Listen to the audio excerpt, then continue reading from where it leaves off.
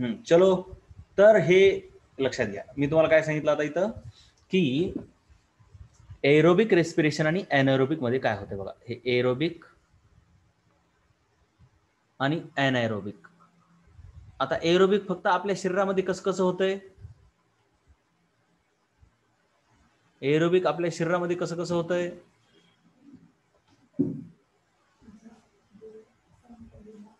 Lipid, carbohydrate, protein.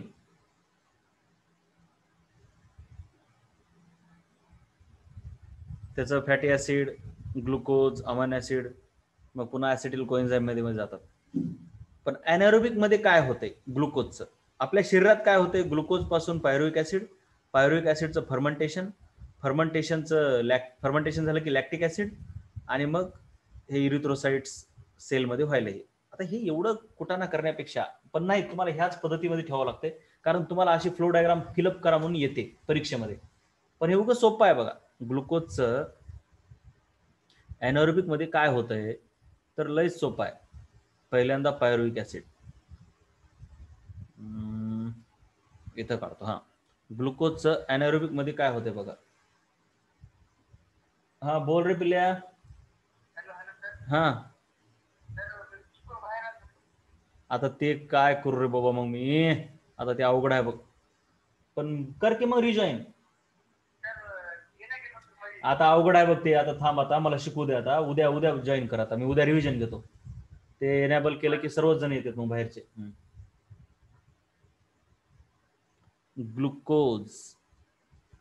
ग्लुकोजचं conversion pyruvic acid मध्ये होते.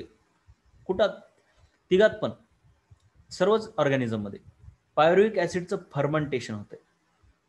हा, आणि फर्मेंटेशन पासून मग वेगवेगळं तयार होते. असं वेगवेगळं. मग ईस्ट मध्ये वेगळं तयार होते. ठीक आहे का. ही एक शॉर्टकट आहे. ईस्ट मध्ये वेगळं तयार होते, वेगवेगळ्या मायक्रोब्स मध्ये वेगवेगळं तयार होते, आणि आपल्या मसल सेल, ह्युमन बिंग मधले जे मसल सेल्स आहेत आणि इरिथ्रोसाइट्स आहेत त्याच्यात वेगळं तयार होते. ईस्ट मध्ये काय तयार होते? अल्कोहोल तयार होते फर्मेंटेशन ना. पायरुविक ऍसिडच्या फर्मेंटेशन ईस्ट मध्ये अल्कोहोल तयार होते. मायक्रोब्स मध्ये वेगवेगळे व्हिनेगार, विटॅमिन, असे वेगवेगळे प्रोडक्ट तयार होतात वेगवेगळ्या मायक्रोब मध्ये. आणि आपल्या मसल मध्ये मात्र काय तयार होते? लॅक्टिक ऍसिड तयार होते. असा त्याचा अर्थ आहे. ही फ्लो डायग्राम एकदा काढून घ्या. पुस्तकात नाहीये पण ते समजायला सोपं जाते बघा. Anaerobic respiration of glucose, anaerobic respiration of glucose. त्याच्यामध्ये ग्लुकोजचं पायरुविक ऍसिड होते सर्वांमध्येच. आपल्याला तिघांचा अभ्यास करायचा. ईस्ट, त्यानंतर वेगवेगळे मायक्रोब्स, आणि आपल्या मसल सेल्स. तर सर्वांमध्ये पायरुविक ऍसिड तयार होते. पायरुविक ऍसिडचं फर्मेंटेशन झाल्यावर मात्र पदार्थ वेगवेगळे तयार होतात. जसं की ईस्ट मध्ये अल्कोहोल तयार होते, वेगवेगळ्या मायक्रोब मध्ये विटॅमिन, व्हिनेगार, असे वेगवेगळे पदार्थ तयार होतात, आणि आपल्या मसलमध्ये लॅक्टिक ऍसिड तयार होते. आणि आपल्या मसलमध्ये एनारोबिक रेस्पिरेशन म्हणजे ऑक्सिजनची कमतरता झाल्यावर जे होतंय रेस्पिरेशन, कारण आपण व्यायाम करायला लागलो, पळायला लागलो की खूप एनर्जी लागते शरीराला, आणि तेवढी एनर्जी पुरवण्यासाठी ऑक्सिजन तेवढा पुरेसा नसतो आपल्याला.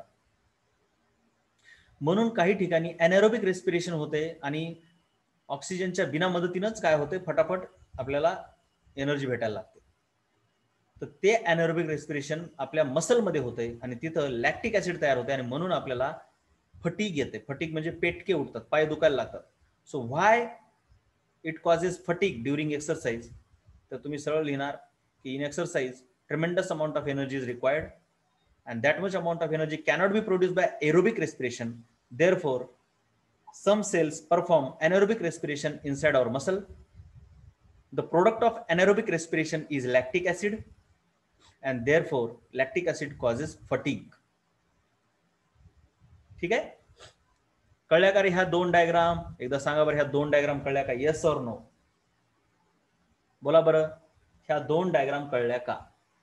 तरी पण ह्याचं लिहून काढावं लागते. 2, 3, 4, 5 असं लिहू काढावं लागते. लिहू काढावं लागते. लिहू काढावं लागते. आणखीन काय नाही. ठीक आहे.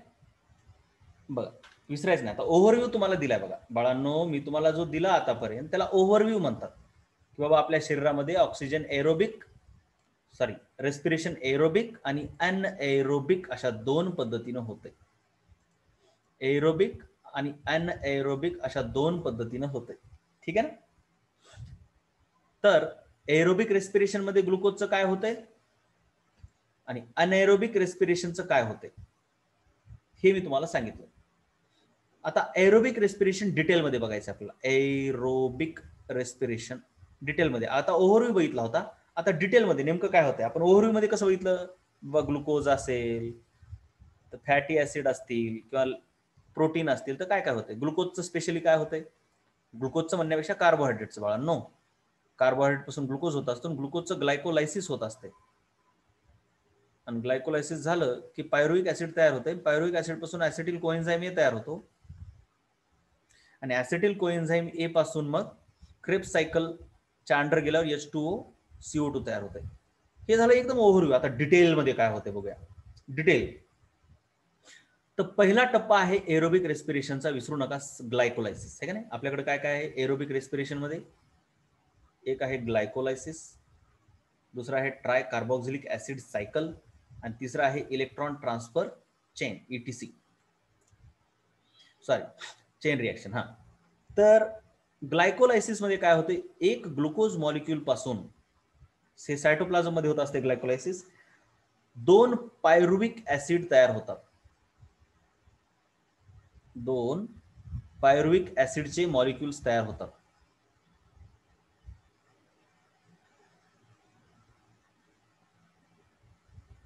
ओके, वेटिंग रूम मध्ये कोण गेले. हा,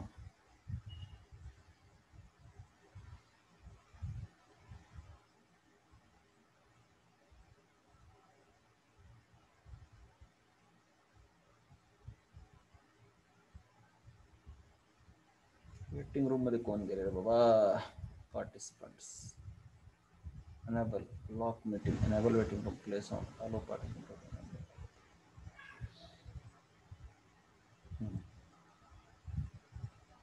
कोण आहे हा, विवेक, अनिकेत, अजय, पवन. तर ठीक आहे बघा.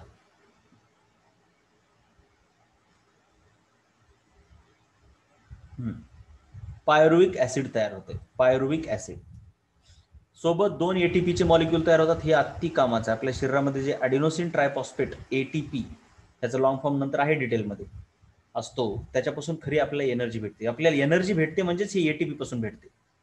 हेच तयार करणं खरं रेस्पिरेशनचं काम आहे. एका ग्लुकोजच्या मॉलिक्यूल पासून, असं विचारतात परीक्षेमध्ये, एका ग्लुकोजच्या मॉलिक्यूल पासून किती पायरुविक ऍसिडचे मॉलिक्यूल तयार होतात. ग्लायकोलायसिस या प्रक्रियेमध्ये दोन पायरुविक ऍसिडचे मॉलिक्यूल तयार होतात, दोन ATP तयार होतात, दोन NaDH2 तयार होतात आणि दोन वॉटरचे मॉलिक्यूल तयार होतात. तर पायरुविक ऍसिड पासून दोन ऍसिटिल कोएन्झाइम ए तयार होतात. दोन पायरुविक ऍसिड पासून दोन ऍसिटिल कोएन्झाइम ए. तर एकापासून एकच, एकापासून एकच आहे का नाही. दोन पायरुविक ऍसिड पासून दोन ऍसिटिल कोएन्झाइम ए तयार होतात आणि दोन NaDH2 दोन CO2 रिलीज होतात. आता हे जे ऍसिटिल कोएन्झाइम ए तयार झालाय तो सायटोप्लाझम मध्ये तयार झालाय. माहित असू दे, हे सर्व ग्लायकोलायसिसची प्रक्रिया आहे. सायटोप्लाझम मध्ये तयार झाले हे सर्व, ही ग्लायकोलायसिसची प्रक्रिया आहे. आता हे जे सर्व काही चालू आहे ते सायटोप्लाझम मध्ये चालू आहे. हे बघा, हे न्यूक्लियस आणि ही आहे मायटोकॉन्ड्रिया. आतापर्यंत सर्व इथं चालू होतं. आता हा जो ऍसिटिल कोएन्झाइम ए आहे तो मायटोकॉन्ड्रियामध्ये घुसतो. NADH चा फुल फॉर्म पण सांगतो पुढे आहे, राईट. टेन्शन घेऊ नका, आता प्रत्येक गोष्ट आहे. तर मायटोकॉन्ड्रियामध्ये घुसतो.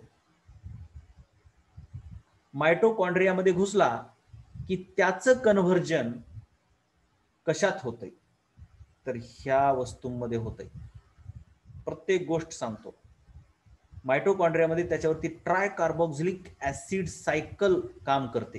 ट्राय कार्बोक्सिलिक ऍसिड सायकल काय आहे ती एवढी सोपी नाही. तिच्यामध्ये 10-15 स्टेप्स आहेत. त्यात तुम्हाला नाही, 12वी मध्ये NCERT मध्ये आहेत. TCA सायकल म्हणतात त्याला, ट्राय कार्बोक्सिलिक ऍसिड सायकल. आणि ती खूप मोठी सायकल आहे. जशी आता इथं तुम्हाला दाखवलं ना, काय बाबा, एरोबिक रेस्पिरेशन मध्ये ग्लुकोजचं ग्लायकोलायसिस होऊन पायरुविक ऍसिड, पायरुविक ऍसिडचा ऍसिटिल कोएन्झाइम आहे आणि मग इथं होते क्रेब्स सायकल. हे असे जे 4 टप्पे आहेत ना, त्या क्रेब्स सायकल मध्ये असे कित्येक टप्पे आहेत. बघायचे का एकदा कशी आहे ती, कशी दिसते? 12वीच्या एनसीईआरटी कडून दाखवू का कशी आहे ते? दाखवायच्या का? येस और नो सांगा फक्त. ओव्हरव्ह्यू म्हणजे काहीच नाही, फक्त दाखवतो किती कॉम्प्लिकेटेड असते बघा. फक्त ऐसा होता है. 12th क्लासचं काढून दाखवतो तुम्हाला. 12th क्लास एनसीईआरटी बुक्स कोणतं बाबा? फिजिक्स रेस्पिरेशन हे कुठं असणार? क्रेब्स सायकलचं 11वी मध्ये असणार. तर त्याच्यामध्ये बघा ब्रीथिंग अँड एक्सचेंज हे नाही पाहिजे आपल्याला. रेस्पिरेशन इन प्लांट्स, ठीक आहे. तर ह्याच्यामध्ये ट्राय कार्बोक्सिलिक ऍसिड सायकल बघूया आपण. जस्ट उगा अंदाज, थोडे 2 मिनिट राहिले तर टाइमपास करूया. Control F. ट्राय कार्ब. चल रे बाबा, आता हँग नको करू आम्हाला, पोरांना दाखवू दे जरा.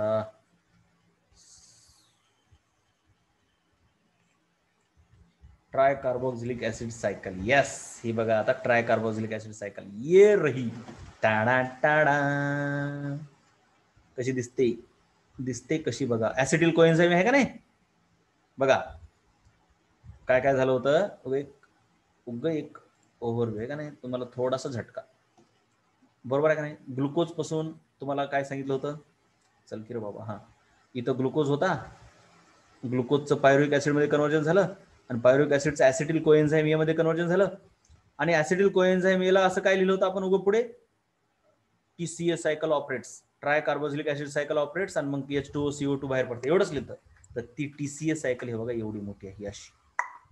आणि ही पाठ करावं लागतं पोरायला 12वीच्या. ह्याच्यातलं एक एक एक एक विचारते. सायट्रिक ऍसिड मध्ये किती कार्बन आहेत? अल्फा गिटो ग्लुटॅरिक ऍसिड मध्ये किती कार्बन आहेत? त्याच्यानंतर ह्याच्यामध्ये एकूण NADचं NADPH मध्ये किती कन्व्हर्जन होते, असं काय विचारतात. एकूण ATP किती? तर ही सर्व पाठ करावं लागत असते. असं हळूहळू आता तुम्हाला थोडी सवय लावायची, पुढे चालून एकदम डिटेलमध्ये. कशी वाटली सायकल? सांगा की कशी वाटली रे? अरे कशी वाटली पिल्ल्यांनो सायकल? तुम्हाला उगं छोटंसं उगं व्हर्जन असतं, पण हेच पुढे चालून मोठं केलेलं असतं. तर मायटोकॉन्ड्रियामध्ये ट्रायकार्बोक्सिलिक ऍसिड सायकल अशी ऑपरेट होते. ती पूर्ण ऑपरेट झाल्यावर तुम्हाला काय काय भेटतंय? तर ह्या ऍसिटिल कोएन्झाइमचा हा जो ऍसिटिल पार्ट आहे तो ऑक्सिडाइज होतो, पुन्हा CO2 बाहेर पडतो, H2O बाहेर पडतो, NADH2 बाहेर पडतो, FADH2 बाहेर पडतो. एक एक हे सर्व आता लिहून काढावं लागते आपल्याला. उद्या पुन्हा लिहून काढूया. एका ग्लुकोज पासून 2 pyruvic acid, 2 ATP, 2 NADH2, 2 H2O. मग हे पूर्ण एकदा पाठ करायचं, नंतर वहीवर डोळे बंद करून लिहावं लागतंय, तर ते पाठ होतंय.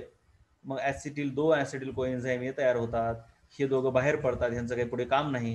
हे ऍसिटिल कोएन्झाइम मायटोकॉन्ड्रियात घुसतो, त्याच्यावर TCA सायकल ऑपरेट होते.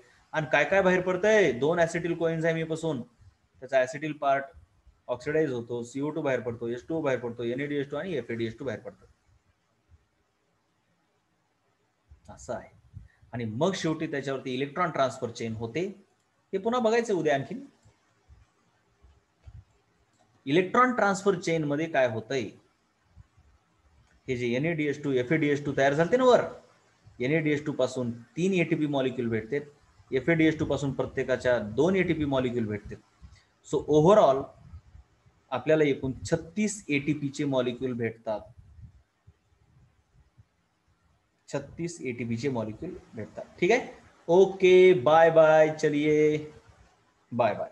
हे एक वेळेस पुन्हा उद्या रिवाइज करूया.